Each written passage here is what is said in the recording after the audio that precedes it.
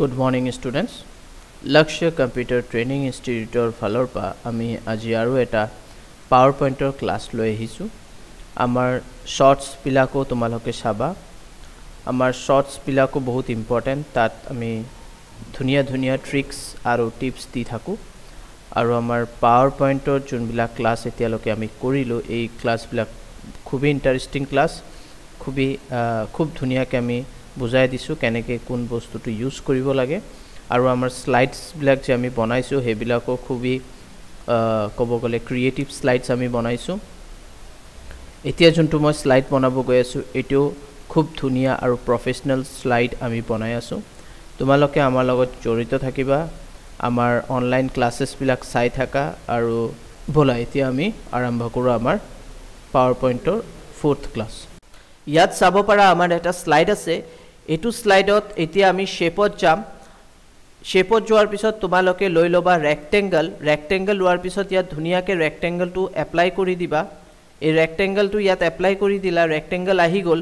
Rectangle আহাৰ পিছত এতিয়া তুমি কালাৰ চেঞ্জ কৰিব লাগিব। তাৰ কাৰণে ইয়াত ৰাইট ক্লিক কৰিবা, ফৰমেট শেপত যাবা। ফৰমেট শেপত যোৱাৰ পিছত তুমি ফিল কালাৰছত সলিড ফিল আছে, ইয়াত গৈ কিনে আমি বেলেগ এটা কালাৰ লাইট কালাৰ চুজ কৰি লম। তাৰ পিছত আমি নো লাইন এটো সিলেক্ট কৰিম। ঠিক আছে, নো লাইন সিলেক্ট কৰাৰ পিছত আমি যামগে ইফেক্টছত আৰু ইয়াৰ পৰা আমি শ্যাডো লব বিচাৰিছো। তো আমি ইয়াৰ পৰা শ্যাডো কোনটো লম, শ্যাডো আমি লৈ লম এটো অফসেট লেফট এটো সিলেক্ট কৰি ললো। এতিয়া আমি অলপ ইয়াত কি কৰিম, এইবিলাক অলপ চেঞ্জ কৰিব লাগিব। যেনেকৈ ডিসটেন্সটো আমি 30 কৰি দিম। তো ইয়াত তুমি চাব পাৰা আমাৰ শ্যাডোৰ ডিসটেন্সটো 30 হৈ গল। অলপ ইয়াত ডিসটেন্স মেইনটেইন কৰি আছো, আমি 30 কৰি ললো। এতিয়া আমাৰ ব্লাৰ এটো আমি অলপ 30 কৰি দিম, এটো আমি 30 কৰি দিম, 30 পইণ্ট কৰি দিম। তেতিয়া হলে এটো হালকা এটা ব্লাৰ্ড ষ্টাইল আহি যাব। তাৰ পিছত তোমালোকে সাইজটো অলপ কম কৰি লোৱা। এই সাইজটো তুমি কৰি দিবা 90। ঠিক আছে, 90 কৰি দিবা। বাস ইমান হোৱাৰ পিছত তোমালোকে কি কৰিবা, এতিয়া তোমালোকে ইয়াত আৰু এটা শেপ আছে ৰাউন্ডেড ৰেক্টেংগল, এটো সিলেক্ট কৰি ইয়াত এনেকে দি দিবা। ইয়াত দিয়াৰ পিছত এতিয়া এটো দি তুমি এটো ৰাউন্ডেড কৰিব পাৰা অলপ। তো মই অলপ ৰাউন্ডেড কৰাৰ পিছত মই কি কৰিম, বাহিৰত এবাৰ ক্লিক কৰিম। তাৰ পিছত মই কন্ট্ৰোল প্ৰেছ কৰাৰ আগত মই এটো ক্লিক কৰিম। এটো ক্লিক কৰাৰ পিছত তুমি কন্ট্ৰোল প্ৰেছ কৰি এটো সিলেক্ট কৰি লবা। মানে এই দুটা আমাৰ সিলেক্ট হৈ গল। ফৰমেটত যোৱাৰ পিছত ইয়াত তুমি মাৰ্জ শেপ আছে আৰু তুমি সাবট্ৰেক্ট কৰি দেবা। সাবট্ৰেক্ট কৰি দিয়াৰ পিছত তুমি চাব পাৰা এটা ডিজাইন আমাৰ ওলাই আহিল ইয়াত। এতিয়া আমি ইয়াত কি লিখিম 1। তো 1 লিখিব কাৰণে আমি ইনসাৰ্টত যাম। ইয়াৰ পৰা আমি ওয়াৰ্ড আৰ্ট আছে, ইয়াৰ পৰা আমি যে কোনো এটা হ্যান্ডৰাইটিং চুজ কৰি লম আৰু ইয়াত মই 1 দি দিলো। 1 দিয়াৰ পিছত এই 1 টো লিখাৰ পিছত মই ইয়াত এনেকে দি দিলো। ঠিক আছে, তো এটো হৈ গল আমাৰ। আৰু ইয়াৰ আমি কালাৰ যদি চেঞ্জ কৰিব বিচাৰিছো এনেকে সিলেক্ট কৰি কিনে তুমি তোমাৰ হিচাপে বিভিন্ন কালাৰ আছে। যদি ভাবিছা যে মই এটা বেলেগ এটো সলিড শেপ ফিল হৈ আছে, এটো নহয়, ইয়াত টেক্সটত গৈ কিনে বেলেগ এটা কালাৰ তুমি নিজৰ ইচ্ছাত তুমি দি দিব পাৰা। যদি তোমাৰ ভাল লাগিছে এটো তুমি এটো দি দিলা। ঠিক আছে, এতিয়া মই এটা টেক্সট বক্স ইউজ কৰিম। ইয়াৰ ভিতৰত ইয়াত বাহিৰতে ইউজ কৰিলো। এতিয়া মই ইয়াত পেস্ট কৰি দিও। তো ইয়াত চাব পাৰা মই ডেটা যোনটো মই কপি কৰিছিলো হেতু মই ইয়াত পেস্ট কৰিছো। এতিয়া মই ইয়াত এটো আনি দিলো। মই ইয়াত এন্টাৰ কৰিম, এনেকে এন্টাৰ কৰি এটো মই সেট কৰিব বিচাৰি আছো, সেট কৰি দিও।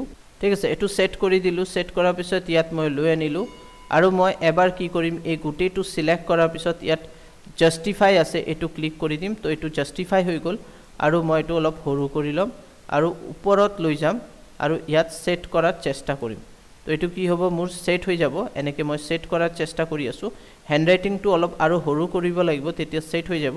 তো এটো চাব পাৰা আমাৰ এটো হ্যান্ডৰাইটিং সেট হৈ গল।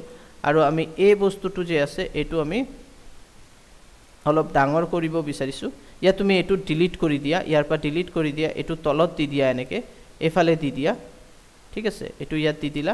এতিয়া আমি কি কৰিম, আৰু এটা টেক্সট বক্স ইউজ কৰাৰ আগত আমি এটা কাম কৰিম। আমি আকৌ ইয়াত যামগে আৰু এই ওপৰৰ যোনটো ডেটা আছে এটো ৰাইট ক্লিক কৰি কপি কৰি লম। কপি কৰাৰ পিছত পাৱাৰ পইণ্টত আহি যাম আৰু আকৌ আমি টেক্সট বক্স এটা লৈ লম। টেক্সট বক্স ল'বৰ কাৰণে ইনসাৰ্টত যাবা আৰু ইয়াৰ পৰা টেক্সট বক্স ইয়াত ক্লিক কৰি লিয়া। ইয়া বাহিৰত এবাৰ ক্লিক কৰিবা, বাহিৰত এবাৰ ক্লিক কৰা আৰু কন্ট্ৰোল ভি প্ৰেছ কৰিলে আমি যোনটো কপি কৰিছিলো হেতু আহি গল।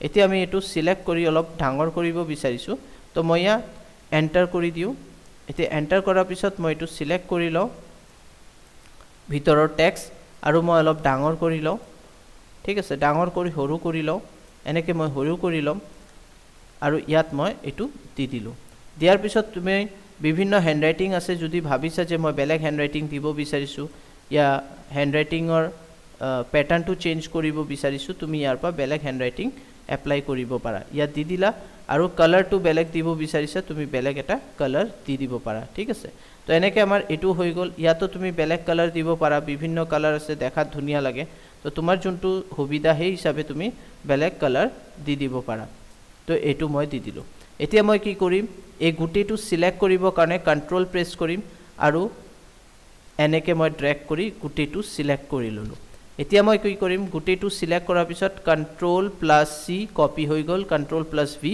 পেস্ট হৈ গল আৰু এটো এনেকে মই মুভ কৰি ইয়াত লৈ আনিম ইয়াত লৈ আনাৰ পিছত মই কি কৰা হ'ব এটো এতিয়া মই বাহিৰত এবাৰ ক্লিক কৰো এটো সিলেক্ট কৰো আৰু ইয়াৰ কালাৰ মই বেলেগ এটা চেঞ্জ কৰি দিব বিচাৰিছো তো মই এটো দি দিলো ঠিক আছে অলপ মই মুভ সৰি এটো গুটেটো সিলেক্ট কৰিব কাৰণে আকৌ মোৰ সিলেক্ট কৰিব লাগিব এনেকে গুটেটো আৰু মোক মুভ কৰি অলপ এনেকে এৰি এইফালে লৈ আনিব লাগিব এটো হৈ গল সেম এনেকে আকৌ মই এটো সিলেক্ট কৰি কন্ট্ৰোল সি কন্ট্ৰোল প্লাস সি কন্ট্ৰোল প্লাস ভি প্ৰেছ কৰিবা আৰু ইয়াত এটো মুভ কৰি ইয়াত লৈ আনিলা আৰু ইয়াৰ কালাৰ তুমি বেলেগ দিব পাৰা তো ইয়াতো আমি বেলেগ এটা কালাৰ দি দিও তো ইয়াত বাহিৰত এবাৰ ক্লিক কৰা তাৰ পিছত এটো সিলেক্ট কৰা শেপটো আৰু শেপৰ কালাৰ তুমি বেলেগ এটা সিলেক্ট কৰি লোৱা বেলেগ এটা কালাৰ কি দিয়া হ'ব আমাৰ চাইলো যোনটো সুইটেবল কালাৰ হ'ব এটো যেনেকে হৈ গল এটো সিলেক্ট কৰি ললো ইয়াত চাব পাৰা অলপ ডিসটেন্স আমাৰ মেইনটেইন কৰিব লাগিব তাৰ কাৰণে মই এটো সিলেক্ট কৰি কিনে এটো মুভ কৰি অলপ এফাৰে লৈ আনিলো তো এটো আমাৰ হৈ গল ডিজাইন এতিয়া আমি কি কৰিম আমি এনিমেশনত গুছি যাম এনিমেশনত যোৱাৰ পিছত আমি এই গুটেই বিলাক সিলেক্ট কৰি লম গুটেই বিলাক সিলেক্ট কৰাৰ পিছত আমি ইয়াত ফ্লাই ক্লিক কৰিলো ফ্লাই ক্লিক কৰাৰ পিছত আমি ইয়াত ইফেক্টছত গৈ কিনে ফ্ৰম লেফট ক্লিক কৰি দিম এটো ক্লিক কৰাৰ পিছত আমি স্লাইড শো যাম আৰু ফ্ৰম বিগিনিং কৰি দিম আৰু এতিয়া চাবা এবাৰ ক্লিক কৰাৰ লগে লগে তোমাৰ এটো আহি গল তো এটো বহুত স্পিডত আহি আছে তাৰ কাৰণে আমি কি কৰিম এনিমেশনতে যাম আৰু ইয়াত আমি কি কৰিম এটো বঢ়াই দিম ডিউৰেশনটো আমি অলপ বঢ়াই দিও তেতিয়া তুমি চাব পাৰা এতিয়া আমি এটো বঢ়াই দিছো এতিয়া আমি প্ৰিভিউ ইয়া আমি স্লাইড শোত গৈ কিনে আৰু ইয়াত আমি এনিমেশনত আৰু এটা বস্তু আমি কৰিব পাৰো ইয়াত আমি উইথ প্ৰিভিউ কৰি দিব পাৰো আৰু এতিয়া আমি প্ৰিভিউ কৰি চাব পাৰো ইয়া আমি স্লাইড শোত গৈ কিনে ইয়াত ফ্ৰম বিগিনিং কৰি দিও তো ইয়াত চাব পাৰা কিমান ধুনিয়াকে এটো আহি গৈছে ইয়াত আমাৰ লিখা বিলাক যেনেকে 1 আছে তো এটো আমি 2 কৰি দিম আৰু এটো আমি 3 কৰি দিম তেতিয়া হলো আৰু ধুনিয়া হ'ব দেখাত ঠিক আছে এটো মিস্টেক হৈ গৈছে এতিয়া আমি স্লাইড শোত ফ্ৰম বিগিনিং কৰি দিও তো এটো চাব পাৰা কিমান ধুনিয়াকে আমাৰ ডিজাইনটো আহি আছে আমি আশা কৰি আছো তোমালোকে আমাৰ ভিডিওস বিলাক ভাল পাই আছা যদি এনেকা ধৰণৰ এডভান্স ভিডিও তোমালোকে ভাল পাই আছা প্লিজ লাইক কৰা শেয়াৰ কৰা আৰু আমাৰ চেনেলটো সাবস্ক্ৰাইব কৰা থ্যাংক ইউ